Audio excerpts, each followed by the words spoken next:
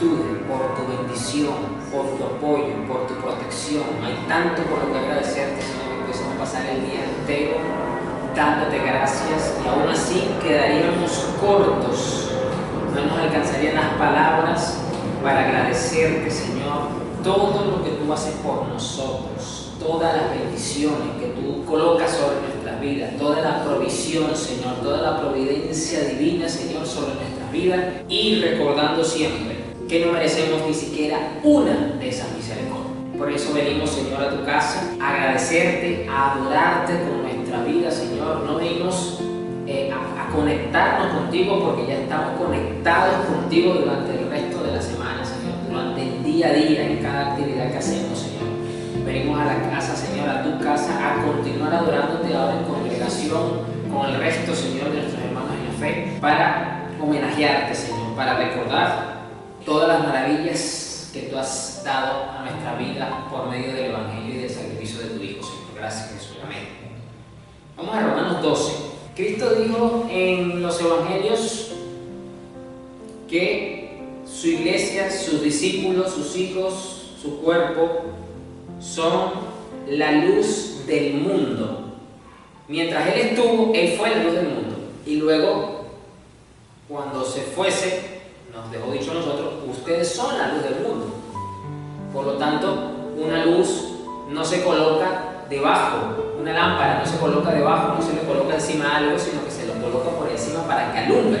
También dijo, ustedes son la sal de la tierra. Y dijo también, si la sal pierde su sabor, ¿de qué vale entonces que siga siendo sal? Se echa fuera y es pisoteada por los demás. ¿Por qué? Porque se echaba al camino, afuera de la casa. Y como en aquella entonces, recuerden, no existía el asfalto, el petróleo, no se manejaba como se maneja ahorita, las calles eran de tierra. Por lo que eso dice, la pisotean, no tiene ningún tipo de valor. Entonces, hoy día, esas palabras cobran mucha fuerza en nosotros. Pero también es una realidad que todos los cristianos sienten una presión social, cultural, laboral, familiar, gubernamental, etc. ¿Por qué? Porque como somos la sal del mundo, la sal tiene una particularidad, que la sal es muy sabrosa cuando usted está cocinando. Usted le echa ese toque de sal, o como dicen por ahí, cada quien le echa a su gusto.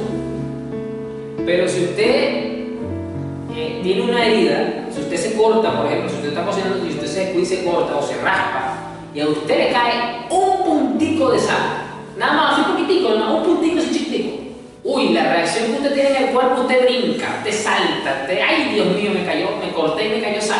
Inmediatamente ¿qué hace usted busca abrir la cocina y el fregadero para lavarse, para quitarse la sal.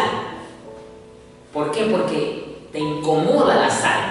Hay una reacción que hace la sal.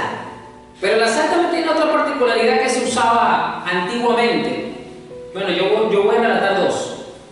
Si usted no lo sabe, el término salario, que hoy día es tan común, ¿de cuánto es tu salario? Ya me aumentaron el sueldo, o sea, ese término que hoy día es tan común y tan manejado, viene de la antigüedad. Y en el Imperio Romano se le pagaba a los soldados con sal. La sal antiguamente era tan valiosa como el oro hoy día. No es algo tan gastronómico, era algo muy valioso, de ahí viene una de sus curiosidades. Pero otra de las virtudes que tiene la sal, y que todavía en ciertos lugares del mundo se usa donde no hay energía eléctrica, donde no se puede acceder, es que la sal tiene la capacidad de preservar la carne. Cuando se usa en grandes cantidades la sal sobre la carne, tiene la capacidad de evitar que se pudra, tiene la capacidad de evitar algo muy importantísimo, que se le paren las moscas encima a la carne. ¿Por qué? Porque así como nosotros cuando la herida nos afecta la sal, nos irrita, nos hace reaccionar, en las moscas pasa lo mismo. La mosca no tolera la sal. Por lo tanto, si no se le puede parar la mosca, no le van a caer gusanos a la carne. Por lo tanto, es una tremenda opción para la preservación de carnes. La sal tiene esa. Entonces, esa palabra que mi Señor dijo tiene mucho sentido. Pero ¿cómo nosotros podemos ser hoy día sal? sal, en medio de la presión que ya acabo de mencionar hace ratico, si no entendemos cómo debemos transformarnos cada día más en esa sal, cómo actuamos nosotros como la sal del mundo, como lo dijo mi Señor en los evangelios, cómo yo actúo como la luz del mundo, como lo dijo él cuando dijo: ahorita yo soy la luz del mundo porque estoy entre ustedes, pero cuando yo me vaya, ustedes van a ser la luz del mundo. Cómo yo, siendo sal, evito perder el sabor, como lo dijo mi Señor. Cómo evito perder esa particularidad que tiene la sal. Vamos a leer acá precisamente Romanos 12, porque pienso yo que aquí está el cómo yo puedo aplicar en el día a día esas palabras de mi Señor. Este mensaje tiene un nombre muy particular, se llama la rebelión del discípulo. ¿Por qué? Porque precisamente la rebelión que nosotros vamos a tener o que tenemos que tener es una rebelión pacífica, es una rebelión activa. ¿Por qué? Porque el sistema presiona a la iglesia, presiona a los hijos de Dios. ¿Por qué? Porque nosotros muchas veces vamos en contra del pensamiento del sistema, vamos en sentido contrario. Y entonces, ¿eso qué hace? Que al sistema le incomoda, no le gusta. En el entorno laboral, pero es que todo el mundo es deshonesto, agárrate eso, nadie se va a dar cuenta, pero porque yo me tengo que agarrar porque es mío, así no se le estén dando cuenta, así entre comillas la empresa no vaya a quebrar, o así al dueño no le importa entre comillas algo, eso no es mío, yo no tengo por qué agarrar. No le pares a ese cliente no se va a dar cuenta si le cobras un sol de más. No, ¿por qué le tengo que cobrar un sol de más? Estoy simplemente poniendo ejemplos. Entonces, cuando tú no asumes la actitud que tiene tu entorno, eso empieza a incomodar.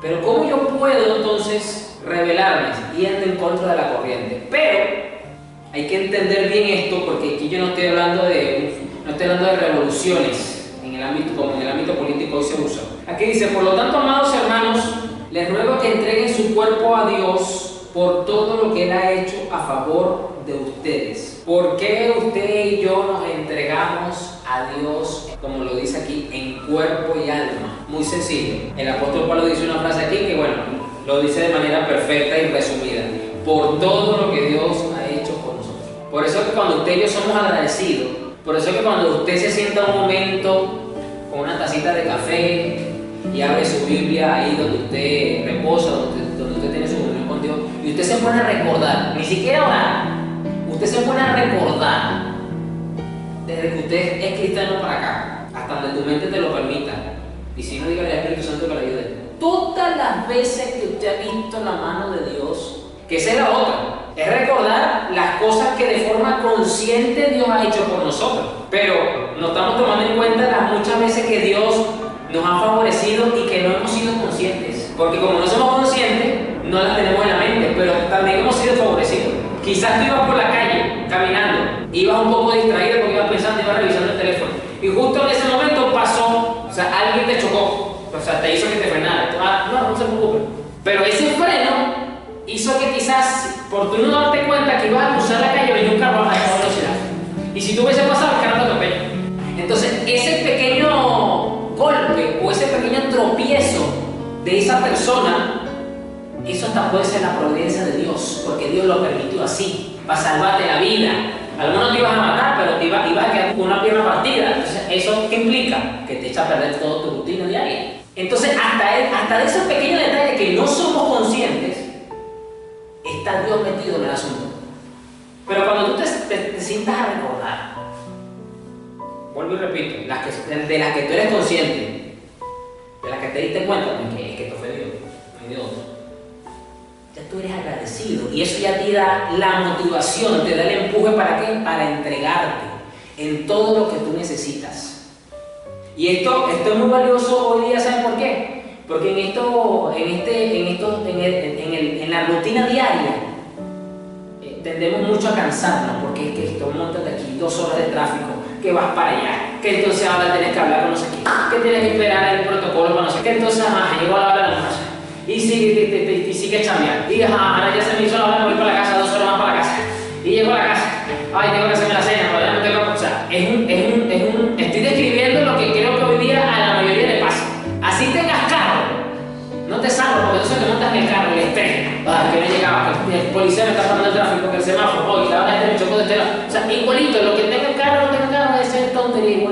estresar. Igualito, uno porque no tiene carro, el otro porque tiene carro. O sea, lo que estoy diciéndote es que el día a día nos estresa. Y el cuerpo, evidentemente, te cansa, no eres una máquina, y te dice un argumento válido. Pero ¿para qué vas a buscar a Dios ahorita si ya estás cansado y lo buscaste en la mañana? Dios sabe que tú le vas a seguir siendo fiel, acuéstate a dormir. Pero ¿para qué vas a ir a la iglesia? El pastor ya sabe tu rutina, no te va a condenar, no vayas este domingo, no vayas el martes, no vayas... Miren cómo la carne sabe argumentar. Pero cuando tú recuerdas todas las cosas que Dios ha hecho por ti, mire, como decimos, usted saca fuerza de donde no hay. Y usted hace ese pequeño esfuerzo y usted va, usted cumple. ¿Por qué? Por todo lo que Dios ha hecho por ti y por mí. Que sea ¿qué? Un sacrificio vivo, literal. Uno hace un sacrificio. Pastor, es que estoy haciendo un sacrificio porque estoy muy cansado, tengo una semana difícil. Es que eso es lo que Dios quiere. Un sacrificio vivo. Porque si usted lo compara con lo que Cristo hizo por ti en la cruz, no es nada. Eso no es nada. Porque usted y yo sabemos que usted y yo tenemos que haber pasado por lo que Él pasó, porque hemos pecado delante de Dios y la paga del pecado es ¿qué? Muerte. Entonces Dios quiere que eso, que hagas un sacrificio de amor, de servicio voluntario. Ni siquiera es obligado. Ni siquiera es obligado. Pero que sea un sacrificio de amor voluntario. En una relación hay un amor que recíproco. Yo te amo, mira lo que hice por ti. Demuéstrame que tú me amas a mí. De eso se trata. Un sacrificio vivo y santo. Aquí quiero hacer la acotación. Dios no te está pidiendo un sacrificio perfecto. El sacrificio perfecto ya lo hizo Cristo. Era el único que podía satisfacer las exigencias y las demandas de la justicia divina. Dios te está pidiendo a ti y a mí es un sacrificio santo, que otra cosa es progresivo. Porque usted y yo estamos creciendo, por lo tanto es algo progresivo, pero sí tiene que ser santo. No te enfoques en que tiene que ser perfecto, no lo vas a lograr, no te frustres ahí. Sácate esa idea de la cabeza. No se trata de ser perfecto, se trata de ser santo, que crezcas en la santidad. La clase de sacrificio que a Él le agrada. Él no te está pidiendo que traigas ofrendas económicas, si usted lo quiere dar, délo. Él no te está pidiendo que le siempre la casa al pastor o a la iglesia, que vendas el carro. No. Si Dios te pone en tu corazón agarrar todo eso y montar un orfanato, una ayuda de asistencia social, hágalo para Dios. Hágalo para Dios. Pero eso, que está bien hacerlo, esa intención puede ser buena, pero lo que Dios demanda es un sacrificio santo y vivo. ¿Por qué vivo? ¿Por qué la palabra vivo? Porque donde hay santidad no puede estar el pecado, y el pecado representa muerte, mientras que la santidad representa vida, mientras que la obediencia representa la vida. Recuerda el final de Deuteronomio 30, que venimos de una serie bastante interesante que hablamos de la bendición y la maldición. Hay un versículo al final de ese capítulo que dice: yo pongo delante de ti la vida y la muerte, la bendición y la maldición. Escoge la vida para que vivas. Para que sea bendición. Entonces, para Dios hay una relación entre bendición y vida, entre maldición y muerte, entre obediencia y bendición, y entre desobediencia y maldición. Entonces, un sacrificio vivo es un sacrificio ¿qué? Obediente, no perfecto, santo. Y ese es el sacrificio que a Él le agrada. Esa, escuchen, es la verdadera forma de adorar. Todas las demás formas son eso, formas de adoración. Que complementan tu adoración. Esto ojalá mis hermanos que tienen el don de la música y del canto lo entiendan, porque no se trata del don, de la habilidad de cantar hermoso, espectacular, no se trata de la habilidad de tocar un instrumento espectacular. Pero si no tienen una vida santa, si no tienen una vida en obediencia durante el resto de la semana, cuando se montan en el altar a tocar o a cantar, eso suena horrible para Dios. Para nosotros suena espectacular. Wow, qué hermoso canta la hermana, qué espectacular canta el hermano. Mira cómo el hermano toca el piano, es espectacular, suena hermoso, sí. Para nosotros. Pero como Dios ve eso como un complemento de la adoración, eso es eso. Pero si la base de la adoración no es buena para Dios, el complemento lo que va a hacer es empeorar. Te lo voy a poner así, es como las personas que tienen violín, o que tienen mal sudor, o que son personas que tienen de sudor muy fuerte, entonces su pH es bastante pesado, y no son de las que se bañan mucho, no son de las que se cuidan mucho, se secan el sudor y encima se echan perfume. Dejen nada más que empiecen a sudar otro poquito otra vez. Yo le voy a decir a usted cómo va a oler esa persona. Esa mezcla de perfume con sudor, eso no va a ser precisamente de lo más agradable, todo lo contrario, eso va a poner el mal olor peor todavía. Peor. Bueno, así pasa cuando no tenemos un sacrificio vivo y santo delante de Dios y pretendemos que con las habilidades y los dones que Él mismo nos dio, vamos a tapar lo que a Él le desagrada. Eso para Él es horrible. Y aquí es donde yo quería llegar. El punto número 2. Aunque está conectado con el 1, evidentemente, pero hago mucho énfasis acá porque comencé hablando de la luz, comencé hablando de la sal. Dice aquí en el versículo 2, no imiten las conductas ni las costumbres de este mundo. Aquí podemos estar hablando, sí, es verdad, que cada país, cada sociedad tiene sus costumbres tradicionales, ¿no? Gastronómicas, etcétera, tradicionales, en diciembre, que si celebran las fiestas patronales, que uno ya dice, no, yo no estoy de acuerdo con esas cosas. Pero, a nivel local, también hay costumbres. Vuelvo al ejemplo del ámbito laboral. Cuando tú entras a trabajar a un lugar, a una empresa pequeña, mediana, grande, indistintamente del tamaño, hay una costumbre laboral, que son las políticas generales de la empresa, ¿ok? Pero también están aquellas que no son escritas, pero que tú te estás dando cuenta del día a día a través de los compañeros. Cómo actúan, cómo hablan, cómo se expresan. Es decir, por ejemplo, voy a poner un ejemplo que ocurre mucho. Cuando los trabajadores no están conformes con el ámbito laboral o con la relación con el jefe o con la parte salarial, empieza la murmuración en contra del jefe de su espalda. Empieza entonces la hipocresía, empieza entonces el chisme, empieza el lleva y trae, como decía mi abuela. Eso es un lleva y trae lo que hay ahí entre esa familia, si no se meta ahí, así lo decía mi abuela. Entonces eso es lo que uno llama ahora el ambiente laboral. Eso entra aquí en la costumbre. ¿Qué nos está diciendo Dios acá? Que así como no podemos adoptar las costumbres ahora tradicionales de un país, tampoco debemos amoldarnos a las costumbres, por ejemplo, del entorno laboral donde yo me encuentro. Si ya yo las estoy identificando, yo tengo que ser la sal y la luz allí. Vea cómo de esa forma nosotros ahora empezamos a entender y a comprender las palabras de mi Señor. Cómo yo las puedo aplicar en el día a día.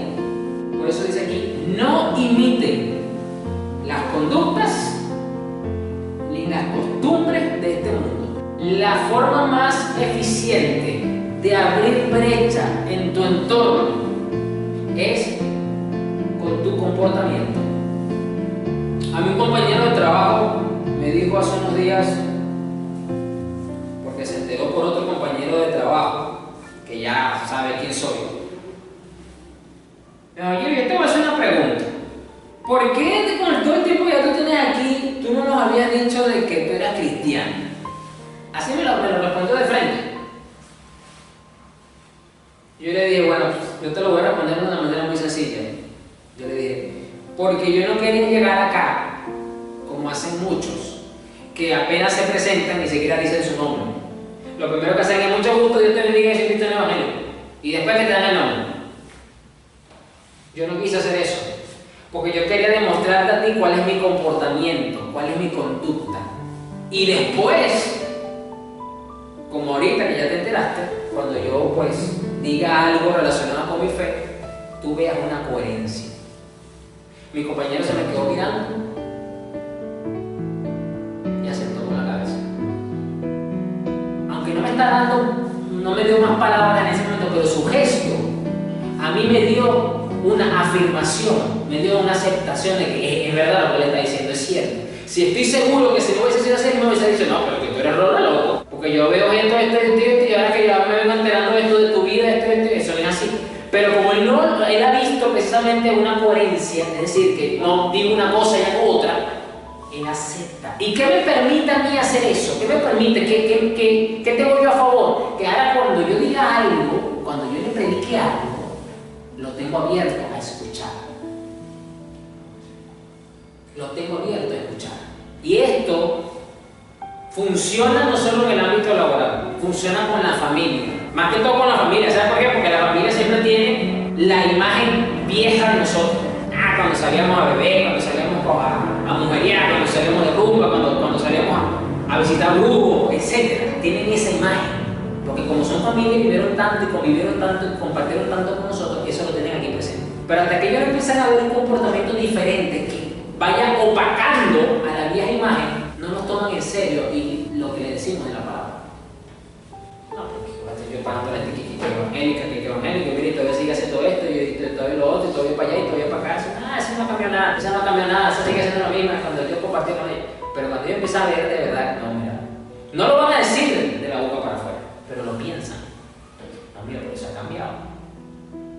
Antes hacía esto, ahora no lo hace. Antes decía esto y ahora no lo dice. ¿Por qué?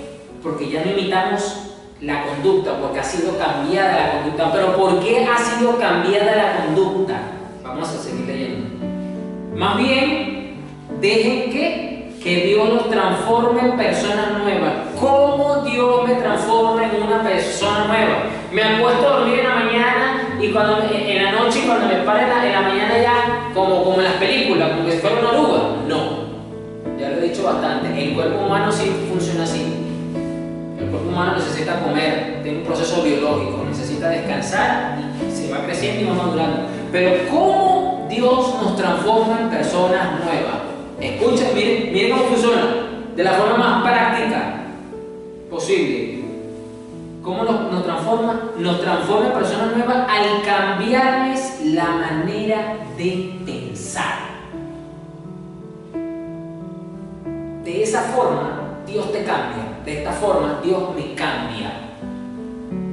Nos cambia la manera de pensar. Automáticamente va a empezar a cambiar la conducta. ¿Por qué?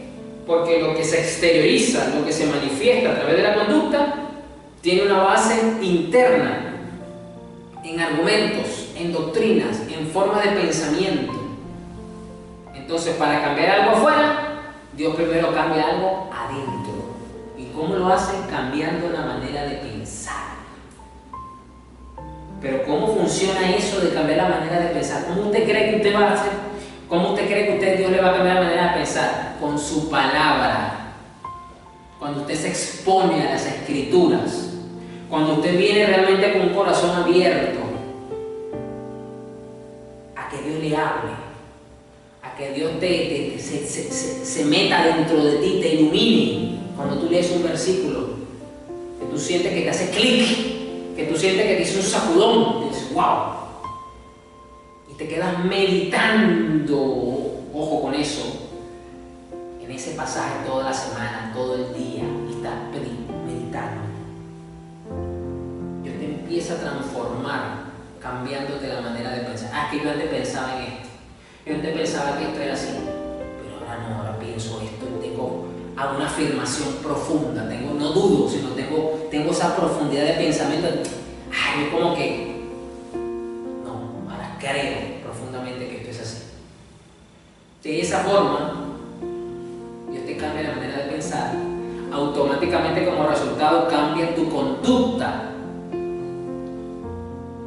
Cambia tu conducta. ¿Y por qué es una rebelión, pastor, del discípulo, como le puso de nombre esta prédica? Porque de esta manera tú te rebelas al sistema. Y yo no estoy hablando aquí de una forma violenta, como uno de los discípulos del maestro, Simón el Celote. Para los que no saben, no es que el Celote era su apellido, sino que el Celote era de la secta de donde Dios lo sacó a él. Era una secta violenta, nacionalista, judía, que odiaba a todo aquel que no era judío y que oprimía al pueblo. Y ellos creían en el Mesías, pero como los judíos, por varias profecías del Antiguo Testamento, creen que el Mesías va a ser un líder militar y político y que iba a restaurar el reino de Israel usando la fuerza militar, entonces ellos tenían la violencia física como un concepto necesario a favor del Mesías. Y hasta que Simón el Celote entendió que la venida de Cristo no era violenta, que su reinado no era principalmente físico todavía, ese argumento no salió de su vida y la violencia no lo dejó. Es decir, cuando a él Jesús le cambió el pensamiento, su conducta violenta se volvió pacífica. ¿Te das cuenta cómo va funcionando la cosa? Así funciona. Así es lo que hace Dios. Nos cambia personas nuevas, ¿cómo? Al cambiarnos la manera de pensar. Porque hay cristianos que todavía tienen formas de pensar erróneas, que son contrarias a Dios, o que adoptan formas de pensamiento que son totalmente contrarias a Dios, y uno dice, pero ¿cómo es posible que este supuesto pastor, que este líder, que esta persona que dice que es cristiana, no se dé cuenta que eso no es de Dios? Porque no ha renovado su entendimiento, como lo dice la Reina Valera, con la palabra. ¿Por qué es importante? ¿Por qué? ¿Qué resultado? ¿Qué consecuencia directa me permite a mí entender y comprender esto? Algo que veo que a los cristianos siempre en los servicios de oración, los mensajes de WhatsApp de apoyo, por la oración, por una petición de un hermano en la fe, es que, se lo voy a resumir así, me vienen a mí, o vienen a mi esposa, nos escriben, nos echan el cuento, para que entendamos la situación, o por nota de voz, como les gusta a cada quien, y nos plantean todo el escenario, opciones A, B, Z, y después al final, la petición puntual de oración es que yo quiero saber cuál es la voluntad de Dios sobre esta situación. Eso es muy frecuente y es muy común. Es muy común este tipo de petición de parte de los cristianos. O sea, noto que a muchos, no puedo decir que a todos, pero a muchos les cuesta mucho discernir, definir cuál es la voluntad de Dios. Lo ven como algo muy místico, que si no se meten 40 días de ayuno, si no se meten 40 días de vigilia, no son capaces de conocer la voluntad de Dios. Entonces, gran parte de eso es precisamente por parte de la enseñanza de la iglesia, que enseña que si tú no te metes con Dios como te tienes que meter, entonces tú no vas a conocer cuál es su voluntad. Eso es una forma de hacerlo. Pero ¿y cómo hacemos con el día a día, como ya lo dije ahorita, donde la mayoría hoy día, con lo justo, puede ayunar máximo 3 días? O cuando mucho, un día a la semana. No se pueden meter 40 días de ayuno. Entonces van a vivir el resto de su existencia sin conocer la voluntad de Dios. Creo que a ese punto es al que quiero llegar. A ese punto precisamente es porque les cuesta entonces ser personas que se rebelan como discípulos en medio de las presiones y sucumben a las presiones de los diferentes sistemas a los que estamos enfrentándonos todos los días. Porque les cuesta aprender a conocer, como lo dice esta versión, cuál es la voluntad de Dios para ustedes.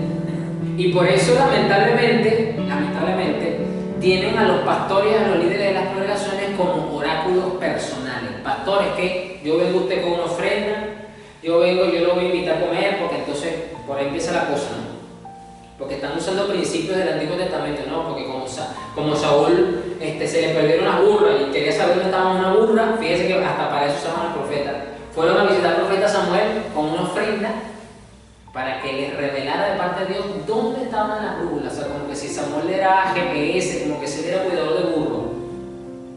Lo que no se esperaba Saúl es que esa visita Dios lo usó para decirle, sí, tenemos que viniste porque yo te voy a dar una noticia, tú vas a ser el primer rey de Israel. Entonces eso mismo lo quieren hacer ahora con los pastores. Vienen a uno, te sacan a comer, te traen una ofrenda, pastor, porque es que yo quiero que usted lo por mí, porque yo quiero que Dios me diga aquí, que me diga qué tengo yo que hacer. Y como que se les olvida, precisamente porque no están metidos de lleno con su palabra, profundamente con su palabra, que el Espíritu Santo que estaba en el Antiguo Testamento junto con los profetas, reyes y sacerdotes, ahora está presente con todos los hijos de Dios, sin importar su denominación. Si usted nació de nuevo, usted tiene el Espíritu Santo, que es ese mismo Espíritu Santo que le hablaba a Samuel y que le hablaba a cualquier profeta del Antiguo Testamento. Mire todo lo que trae, las consecuencias que va trayendo esto. Y entonces son que se convierten en cristianos culturales, cristianos denominacionales, que cumplen simplemente con una disciplina semanal, diaria, mensual, según donde se congregue. Eso no es lo que Dios quiere. Dios quiere que seamos ¿qué? Sacrificio vivo y santo. Y que no imitemos las conductas, es decir, la forma de comportarnos, ni las costumbres de este mundo, de este sistema, de este entorno. Sino que seamos ¿qué? Personas nuevas. Como consecuencia directa, ¿qué dice? Entonces aprenderán a conocer la voluntad de Dios para ustedes, la cual tiene tres premisas. Tiene tres premisas. Es buena, es agradable y es perfecta. Mire, yo le voy a poner un caso bíblico, el caso de Marta y María. Jesús va a visitar a Marta y a María y a Lázaro. En ese momento todavía Lázaro no se había muerto. Él se sienta con sus discípulos y están compartiendo y en un punto empieza a enseñar.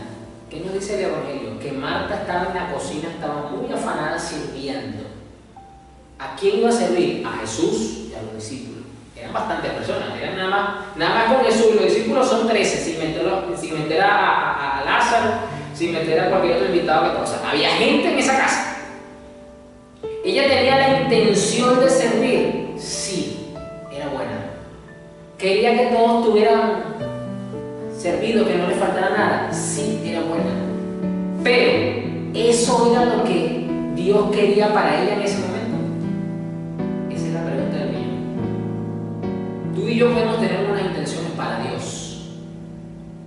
Ojo con eso. Pero otra cosa es lo que Dios exige de nosotros en ese momento también. Jesús dice en la Escritura que la vio cuando se acercó y le dijo: Marta, Marta, afanada y turbada estás. Estás demasiado cargada y afanada, estás demasiado ansiosa, Marta.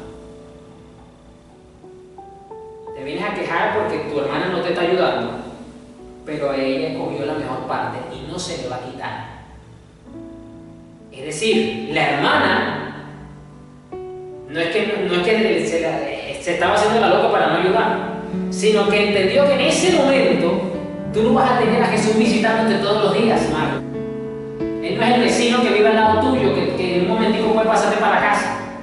Cuando usted lee en los evangelios que Jesús iba a una casa, usted se va a dar cuenta de un detalle: no volvía a repetir en esa casa. Por lo tanto, tú tienes que aprovechar. Jesús está en tu casa.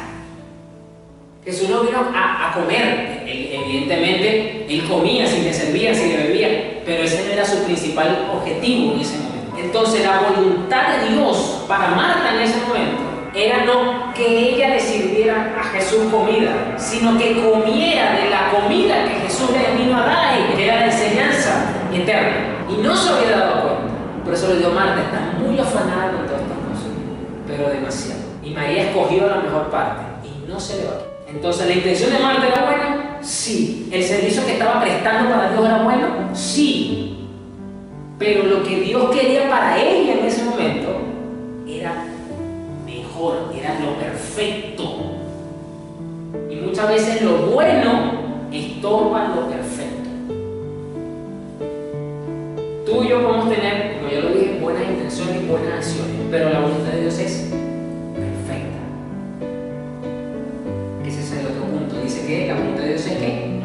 Buena, agradable y perfecta. Este es el agradable. Tenemos que entender algo y recordarlo siempre.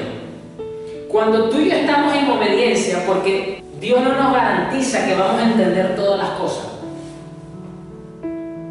Hay muchas cosas en nuestra vida que nos van a ocurrir. Uno dice: pero ¿por qué Dios no las evitó? Pudiéndolas haber evitado. Vuelvo al ejemplo con Lázaro y sus hermanos. El Evangelio de Juan dice que a Jesús le advirtieron 2 días antes de que Lázaro muriera de que estaba muy enfermo.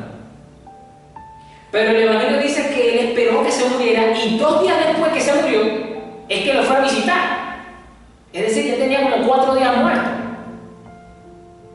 Y uno dice: pero si ya le dijeron que se iba a morir, que estaba muy grave, ¿por qué no fue y no lo sanó? Para evitar que se muriera. para evitar el dolor de las hermanas, que se les murió el hermano y todo lo que implica la pérdida de un familiar directo, sino que desaparece, hace algo que hasta ese punto, eso marcó un punto de inflexión en su ministerio público, que fue la resurrección de Lázaro. Eso fue un punto de inflexión. Después de ese día, el ministerio, la vida pública de Jesús tuvo otro rumbo, que no hubo vuelta atrás hasta su muerte y su resurrección. Porque la voluntad de Dios era precisamente usar la enfermedad de Lázaro como parte del plan ministerial en la vida del Mesías. La sanidad de Lázaro hubiese sido buena para nosotros, para ellos en ese momento, sí, pero no hubiese sido perfecto para el ministerio del Mesías. ¿Usted se está dando cuenta?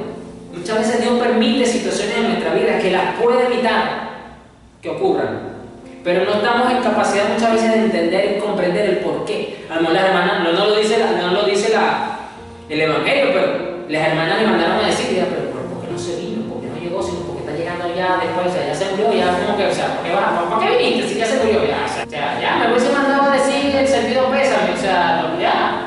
Y todavía habla con ella y le dice, él va a resucitar. Sí, maestro, yo sé que va a resucitar. ¿Qué más? No, o sea, que Marta, no estás entendiendo, yo soy la resurrección en la vida. Todo el que cree en mí, aunque esté muerto, vivirá. Y ocurre todo lo demás. Entonces, solamente cuando tú y yo estamos en un sacrificio vivo de obediencia, que se vuelve agradable la voluntad de Dios. Cuando no estamos en obediencia, la voluntad de Dios no la percibes y no la disfrutas como algo agradable, porque no se amolda a lo que tú quieres, no se amolda a lo que tú esperas, no se amolda a lo que tú deseas, no cumple tus expectativas. Entonces como que, bueno, sí, está bien, Dios es soberano, Dios es bueno, pero lo decimos como con resignación, lo aceptamos como con esa pesadumbre, como que bueno, ¿qué más? No se dio lo que yo quería, lo que yo esperaba, ¿no? Es que eso no es lo importante. Lo importante es que se da lo que Dios quería que se diera.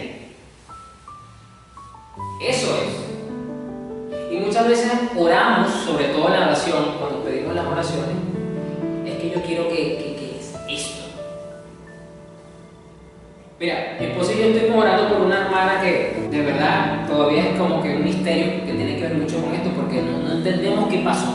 Se hizo lo que Dios quiso. Una pareja joven de hermanos jóvenes, tenían 30 y pico de años ambos.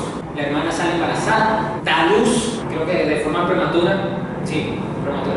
Todo iba bien durante su embarazo, pero bueno, le tocó dar a luz. La hermana le dio una cuestión en el cerebro del parto, entró en coma, en UCI, unos días. Bueno, toda la iglesia orando por aquí, orando por allá, mandando cadenas de oración, hablando con otros ministerios de intercesión. Bueno, media iglesia a nivel mundial orando por este caso, porque el papá entonces por un lado estaba solo aquí, la mamá tuvo que irse con esa, toda una situación que no dice, wow, esa criaturita pequeña en la incubadora, orando, clamando, la gente está haciendo ayunos, vigilia.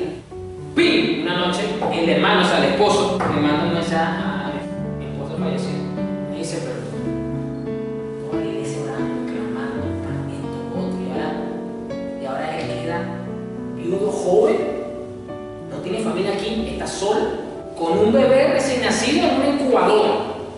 Cosa que uno dice, pero la hermana, una servidora, sierva de Señor. Son cosas que uno a veces no entiende, y Dios no nos está llamando a nosotros a entender muchas veces su voluntad, sino que obedezcamos y cumplamos.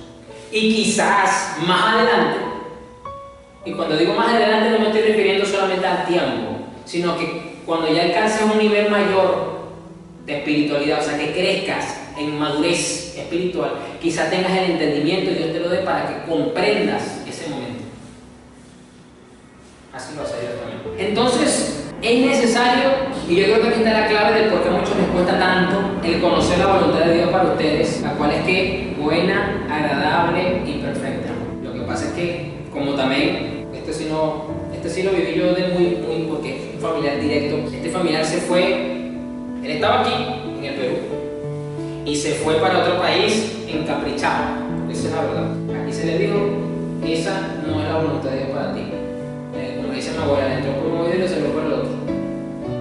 Bueno, un corazón endurecido, se fue para ese país, no le fue bien en ese país, él intentó de que le fuera bien. Un día,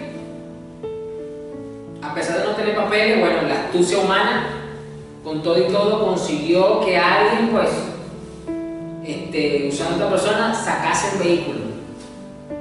Y comprase un vehículo y lo promocionó como una bendición de Dios. Dios es bueno, mira, me saqué un vehículo y tal. Y bueno, aleluya, está bien. Todo normal, no mirando los tonos de la barrera de ellos. Pero cuando el cristiano, el Hijo de Dios, está en desobediencia, está en rebelión, es cuestión de tiempo que el Padre diga, Dios al que ama, se cumple lo que dice la palabra, Dios al que ama disciplina y azota al que recibe por hijo. Si usted y yo somos hijos de Dios, la señal de que somos sus hijos no es la bendición material, es que Dios nos corrige por nuestro bien. Esa es la señal. Esa es la señal. Bueno, se puso a usar el vehículo de taxi, esto lo otro de un tiempo, y un día me escribe. Agarré un servicio, me encañonaron y me robaron el carro. Me puse a forcejear y bueno, no logré nada. Yo le dije, mira, número uno, gracias a Dios que no te pegaron un tiro. Para empezar por ahí, que eso es lo más importante, porque cualquier cosa material se recupera. Número dos, porque después me dice, no, yo estoy llorando porque yo quiero que Dios me lo devuelva y si me lo devuelve, yo me voy a ir a la iglesia ahora aquí y voy a servir a Dios. Yo digo, Señor, porque tú a veces me pones como el aguafiesta y que le tienen que venir a echar a perder los planes a los demás. Bueno, te voy a decir algo. Número uno no puede negociar con Dios. Número dos, mucho menos pretender chantajear. De que si tú no haces esto, o si haces esto, entonces yo hago esto o no hago lo otro. Número tres, si tú eres hijo de Dios, tú vas a sufrir la disciplina del Padre. Tú vas a aprender a obedecer a Dios. Porque salga chivo, salga rana, Dios siempre gana. Para que te quede claro. Y número cuatro, te tengo que dar una noticia que no te va a gustar. El carro no va a aparecer. Lo vas a perder. No, pero que yo tengo fe de que sí va a aparecer, porque yo hablé con fulano, que tal. Yo solo te estoy diciendo lo que te tengo que decir. Dicho y hecho. Tanto así, el carro no apareció. No logró levantar cabeza en ese país. ¿Y a dónde estaba? Está en Venezuela, por ser tu gracia. Entonces, no, porque fui yo el que lo dije. No, es que no fui yo el que lo dije. Es que yo sé cómo actúa Dios, porque conozco a Dios. Yo conozco. Dios no negocia con ninguno de sus hijos, mucho menos cuando son malcriados. Pero ¿por qué tenía ese? Y en una de esas tantas conversaciones se lo dije, lo que pasa es que tú no conoces a Dios. Tú crees conocerlo. Tú has conocido el Dios de tu papá, has conocido el Dios mío, pero tú no has conocido a Dios de forma personal e íntima.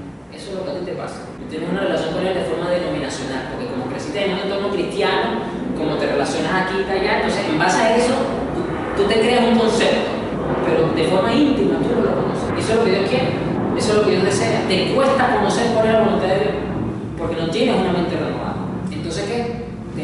Adoptas, como lo dice aquí esta versión, imitas las conductas y las costumbres de tu entorno. O sea, son estos cristianos que tienen esta conducta camaleónica. Se acomodan y se amoldan para no meterse en problemas, para que no se metan con ellos. Pero eso no es lo que Dios quiere. Eso no es lo que Dios quiere. Lo que pasa es que sí, cuando uno no se amolda, cuando uno tiene esa postura de rebelión activa, pero pacífica, dentro de tu entorno, de alguna, como dicen por ahí, de algún otro lado te va a venir un peñonazo, te van a nacer una piedra. Pero es esto lo que Dios desea para sus hijos. Dios quiere que se te haga fácil, iglesia, hijo de Dios, de que se te haga fácil saber cuál es la voluntad de Dios. Que esto no sea una petición mística inalcanzable para muchos cristianos hoy día. No, Dios no quiere eso. Que tú tengas esa facilidad para discernir, es la palabra más bíblica que estoy buscando, cuál es su voluntad. Y con esto no estoy diciendo que no ores, con esto no estoy diciendo que si tienes el tiempo para meterte 40 días de ayuno, 10 días de ayuno, háganlo. Bienvenido, fabuloso. El que más beneficio va a sacar eres tú, soy yo. Pero esta es la practicidad de lo que Dios quiere. Es esta la forma de ser luz y ser sal para el mundo. Es esto lo que Dios quiere. De esta forma usted está echando sal. Y cuando usted ve que la gente reacciona en tu contra, entonces sí le cayó sal, sí le está cayendo sal. A fulana le está cayendo sal, a la jefa le está cayendo sal. Vamos a orar, un mensaje muy práctico, pero tenés que compartir esto con la iglesia, decir estas verdades porque son fundamentales. Bueno, Señor, gracias por tu bondad y por tu misericordia. Gracias, Señor, porque definitivamente sin ti no podemos hacer nada. Y tú quieres que realmente seamos luz en medio de las tinieblas y que seamos sal para este mundo.